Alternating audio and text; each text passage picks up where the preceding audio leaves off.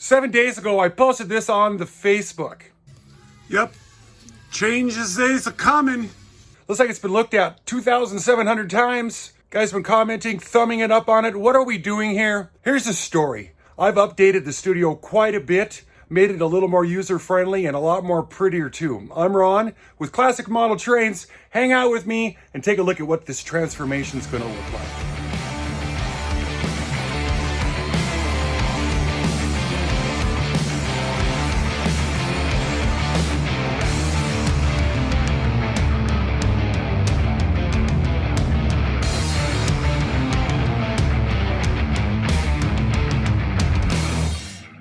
There's been a lot of changes going on down here at the Peasants of Perpetual Workload Studios, Classic Model Trains. I decided here during my back injury that I needed to have everything up higher. I worked on it, it was down low, like a normal kitchen table height or something like that. And I wanted to be able to have everything up so that way I could stand up and work, or I could sit down and work on stuff. The height that I decided to go on, because I Googled up how tall is a bar that you drink at. They seem to be at about 42 inches. Well, since I'm 6'7", so I'm like 7 inches above the common height for men, I decided to make mine a little taller. So now it is up at 44 inches. I still can't quite just lean on it like I want to, but I can comfortably stand up here and work on it. One of the harder things was trying to find a decent stool.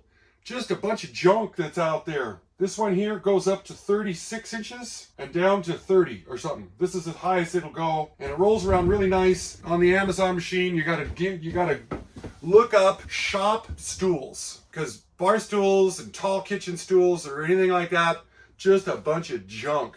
This thing here, they're proud of it too, but I'm hoping it's going to be a pretty decent chair. 44, magic number for all the work surfaces around here. Give a little, like those standing work tables. I guess I need a treadmill underneath the one too, so I can get rid of this. Oh, I've been working on this for about 3 weeks. The last 2 videos that I put out, parts of the studio were completely under remodel, and I just didn't shoot that part. And this last week, I've been ramming and jamming on it. And I thought I would do a train video, and here it is Sunday afternoon. The paint on this stuff's not even dry yet. The director was barking at me, we got to get principal photography going if we're going to put out a video this week. So I decided I'm going to do a video on the remodel, the studio remodel here, because it is my dream studio. I wanted to build this studio for a long time. I've been saving up the parts and storing in the shed, waiting for a larger area to be in. Guys got to make a decision. You got to get poop or get off the pot, something like that. I don't have room in here for a layout and a workspace. I can put a layout anywhere. I've got a big layout in a big shed. I can get a smaller layout in a smaller shed. But I've got this workstation right here that I do the most in. I wanted a big toolboxes and stuff to store everything in. And of course, being a mechanic, I've seen toolboxes that look like these right here. Everybody always dreams of having toolboxes that look like these. The colors, oh, look at the size of this one. Jeez, but the downside is those are like $40, $50, $60,000 toolboxes. I don't have that kind of funds. So I got online. I know that the Home Depot, they've got toolboxes that they sell there. And also Harbor Freight's got toolboxes. I don't need a heavy-duty mechanics toolbox that's hauling around 10,000 pounds of tools. I could do with a lightweight one because I'm just putting modeling stuff inside of it. I had to decide on the depth of the toolbox and the widths. I come up with this bar cap drawing right here, giving me the dimensions of what I've got to work with and the toolboxes that I chose. I also took inventory of all the toolboxes that I had in my possession because mechanic, I got toolboxes. But I needed 2 that were identical, that were bigger than the ones that I did have. So that's why I had to go with new toolboxes. They're really not that expensive when you get them at the Home Depot, fresh from China. These upper cabinets, I had these in about 3 weeks ago. Assembled them, they came from the Amazon. Here's what they look like right here. And I had to go with the red and black because I couldn't get the cool green or the cool orange in all the toolboxes and all the cabinet sizes that I wanted. So this is what we ended up with for the design of the primary workspace. This area right here, my editing suite, this is the same piece of wood that I did all the work on for the last 4 years. I'd sit over here and this is where the work took place. The camera was above it shooting down. And then the one computer monitor sat over here and I edited it. Well, I always wanted to get another screen. I found out that this Mac has got the ability to run 2 monitors by just plugging in an HDMI monitor into it, and away you go. So I finally did that to make editing a lot easier for me. So now we've got an editing suite right here. This does roll around. I can get it out of the way, roll it into the back room if we need to. So when I tore this apart on Monday, it's like, well, you better get going. So this was the first thing that I put together, this, and then the old yard that's over against this wall underneath the layout. This one's done, no frills to it too much at all. I had casters laying around. All the wood has been reused on it. Had some custom paint mixed up. Here it is right here. So this is what this all looks like right here now. Cabinets were in about 3 weeks ago because I was waiting for these toolboxes to show up on a slow boat. They got here and I had my buddy Jason from Empire Heating and Cooling come by, and took all the drawers out to make them lighter, and he brought them in and got them placed up on these pedestals that I made down below that lifts them up off the ground. Gives it this finished look here. I didn't really film much of this initially because I wasn't going to make a video, and then I decided I should probably make a video on it. So this is what we're going to have here. All these drawers I'm still working. I just took all my tools. This is all the camera equipment and stuff that a guy uses. But I pulled all the tools out of the other toolbox, slammed them into here, and I haven't been able to find anything for almost a week now.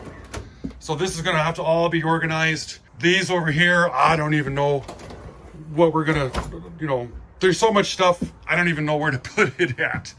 All the junk that's up on top of these here, these open up, and then you slide the drawer back. So that way I don't have to look at my books or look at all the things that are out. There is a significant amount of storage that needs to take place that it's going to take me a month to figure out how to do it. So I've got some footage of kind of putting this back together a little bit. So I'm going to pull in here. So we're going to go backwards and just see how some of it was built. And I'm hoping that I can edit it and put it all together so that way it makes a somehow interesting story. This here's my service van. And since I don't plan on using it anymore to do service calls, I decided to strip some of the toolboxes out of it. They were full of stuff, of course, so you got to organize all that, clean them up. And initially I wanted them to go like over here underneath of this table, which was right there, but it blocked off my electric baseboard heat. And it's like, well, you got to quit doing that. That's what half of this remodel is about, to get the baseboard heat to be exposed, like it is over here on this side. So I decided to put it against this wall over here. Built this stand underneath of it, which is narrower than the boxes are. You can tell from this overhang right here. So that way when you walk up to it, you can get close without banging your toes into it. Kind of like your kitchen cabinets are. So here's the plan. I decided 2x4s. They're laying flat to make a large platform up underneath there. And then you measure up these, because I want everything to be 44 inches tall from the ground up, all work surfaces. So we do this, and then we cut some 1x12 material, 53 inches long, it's 11.5 inches tall, to cover up the legs, to make it pretty, and also make it stronger. And that's why we come up with something that looks like that. Now I want to make this a little prettier. I want to have some detail on it. So I'm going to paint the faces of these red, because it matches this toolbox here, which is holding some of the most important tools that, a feller has to have around. So I'm gonna get those detailed up, clean them. It's got lips on the top of it, so we have to shim it up level so I can put a piece of plywood on the top of it and get it painted up real pretty. And of course we're gonna use the gray, and then it's going to have red in the front to give it some detail. See if I can get these popped off without breaking them, clean them, paint them with a brush. So I got some paint here. I get a lot of emails every week about people that want to promote their products on my channel. And I don't do it because, for one, I haven't found a product that I think is worth anything to promote on the channel. And then I realized I've got a really important product that I should promote on the channel. Classic Model Trains World. I think the most important one is our members that are out there. They're providing the most amount of extra income that comes into the channel, well, week to week or month to month. I want to thank everybody that does support the channel through our memberships. It's all through YouTube. There's a join button at the bottom of the videos, every one of them. Click in and it'll describe how that works, how it breaks down. People are always asking me, how do I become a member? That's what you got to do. You got to be subscribed first to become a member. that generates lots of extra income, and it helps support the $1 club layout for the storage of the building that it's in right now. We're about halfway through the video right now. Is an excellent time to do classic model trains, classic model of the week. Do you guys know who this is? If you do, type it in the comments down below. If you don't, hang out till the end. I'll let you know who it is. Let's get back into working on this stuff. So after taking some careful measurements of the top of this thing, I want it to be 53 5/8 by 19 3/4. I happen to have this old piece of Barnwood laying around here, which is going to be just perfect for making the top of that. Of course, it's 1/2-inch plywood and it's like CDX, but I think after a couple coats of paint, we're not going to really notice all them ugly knots right there. No.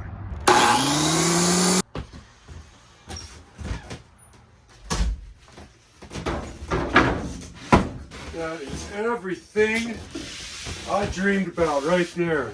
On to some painting. I'm always painting. Yeah, Lee. So the way that I combat the drudgeries of painting is I just put it on as heavy as I can. I almost want it like a glue, and I can minimize this whole horrible. So after a quick afternoon of painting, putting all the details on, just painted around the edge. I got the countertop over here painted up, so we'll get this put in, bolted into place, see how it's gonna look. When I first put this together, I had these parts bins, the yellows and the reds, and then I bought another black one, and I set it on top of the counter, and the little lady and me were having some beers and decided that just didn't work out. The next day I had to come up here and paint these. The color parts can pop off, so I gave it the old put them back on with a dark gray, and it should have been a lighter gray because it doesn't match that at all. But this is what she looks like when it's all completed now. And this is built in here so I can store all my parts, trains, things, projects, broken down by name. This is my AHM, the Mehano, Roco, the globe stuff. It's all gonna be train storage for things to work on. Quick, easy to find. I'm gonna part some of the stuff out, separate them into the boxes up here. So it'll be like HO, S, O gauge, and whatever I can think of. So that's what this looks like, all completely done. This trash can bothers me. This is the editing suite right here, and I want everything to be up off the ground because this editing suite rolls around to get it out of the way. So I've decided to make a little platform off my nap CAD right here. Piece of plywood, a couple 2x2s, screwed into the bottom right there, painted black. This will sit on it. Might have a bungee that goes around it to hold it in place. One more better.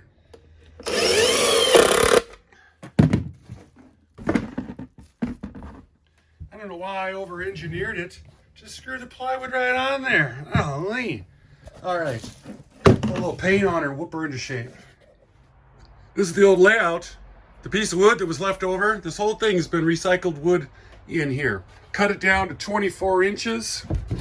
This is my leftover L girder that was holding my layout up. Here's where the cross pieces used to be. It was already the proper length to go from the wall over there to the wall over there. And it's also going to make a fantastic trim piece for the front of this right here. You see there's a gap right here between the toolbox and the back of the wall. Well, that's fine. I'm just going to screw this plywood down to that. I'm not going to screw into this. So later on down the road, if we decide to use these as something different, they're not damaged. Nothing's really happened to them at all. The wheels were never installed. They're just sitting on these pedestals that I built. This is the work area right through here. Got to do 3 coats of this today. It's Saturday. Plus I got to start painting this trim piece right here. I got a lot to get done. I just put this flashing on up here that's hiding these LED strip lights down underneath there. Because when you're standing up, they shine, it shines in your eyes. So now it's just shining straight down onto the work surface. I'm gonna get some P-clamps, some screws to put these extension cords up because they link together. It links from this one to this one. These are 4 feet long and I couldn't get them to fit quite right. So this is the way they look right there. These are the brackets that held up the O gauge and S gauge test track. And they're the wrong color now because I'm not doing baby blue, so I'm going to give them a little. We are painting like a storm. This is gonna be the bridge that bridges between the two toolboxes up at the front to keep the plywood from sagging down. Still busy just painting. See, this is the thing I was talking about right here, to hold the front lip of the plywood for the table so it doesn't sag. Just a little brace here, pick it up from the wall. Yeah, boy, I gotta tell you, I must really want to look nice here, because I don't usually go to this length of putting pretty stuff on right there. Glue it, clamp it, nail it, paint it. Oh, I hope it comes out like I hoped. This one's already put on. Got some tape so that way I can just slop the paint on real fast. Hopefully I don't get it on the toolbox. I have a wet cloth. The bridge came out well under there. Plus we put the test track on. Got some little L brackets underneath here. And I'm going to put HO right in the center. And this will be the primary test track when we're all said and done. Work surface right here in the center. Got a new camera mount sitting up over here to take the videos.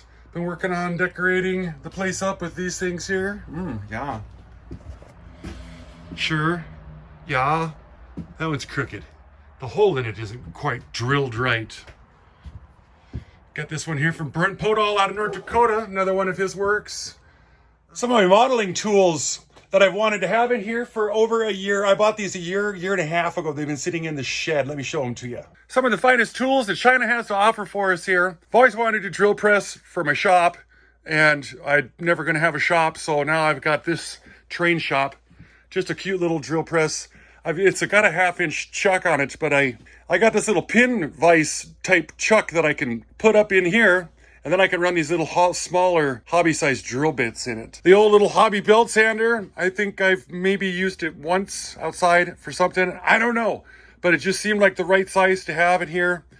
This Arbor press, somebody sent this to me probably when I was using a vice grip to put on wheels on Lionel stuff, and they just decided that was wrong. So I just don't know who sent it to me. They never fessed up. And then this little tiny hobby vise. This display here, I do a lot of work on this table, and I knock these cars off all the time. They're always the boxes when I'm packing stuff and everything. I'm probably going to have to take the bottom 4 or 5 rows off of it, just because I don't want nothing to be getting damaged up there. These are just temporarily on there. I can move them. Nuts and bolts bin, part storage galore, editing booth, and our primary workspace over there. Yup, this thing is done. Now I've got to work on my lighting up there. I've picked up some halogen bulbs so I can get rid of these stupid LED things it's up in here. And I'm going to run my dimmer. I got a stage dimmer right there and a lighting console to run all the lights. And that's going to give us better, I'm going to have better lighting. I'm hoping it is. But I just ran out of time. It just took longer than I thought it was going to take to do this. It's been like 2 weeks of this is all I've been doing all day. Oh man, it's almost done.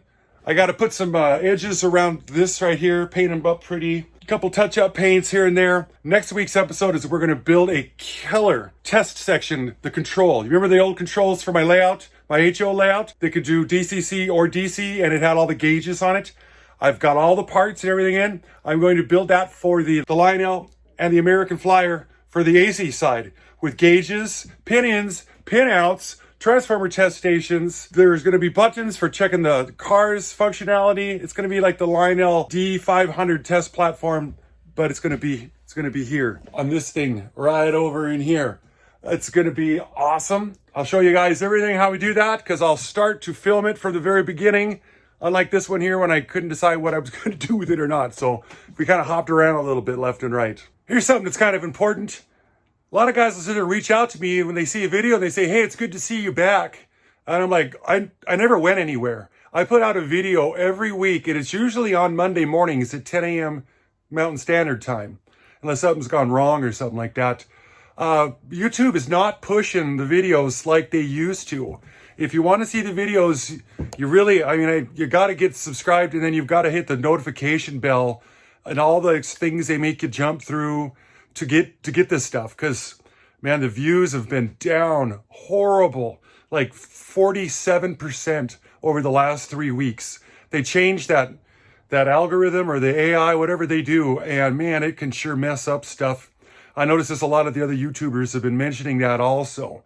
So if you guys can hit the subscribe button and hit the notifications and the bells, and if you are subscribed, make sure that your bell notifications and stuff are still turned on, because sometimes they'll turn those off too. They're just changing stuff on that left and right. It's just an annoying.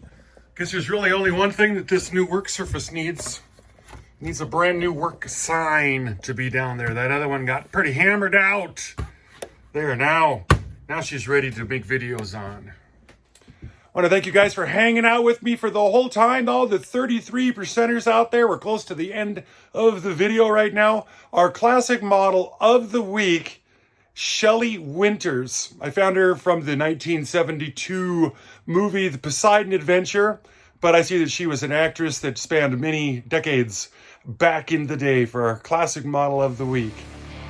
So I'm Ron, Classic Model Trains. We'll talk to you guys next week.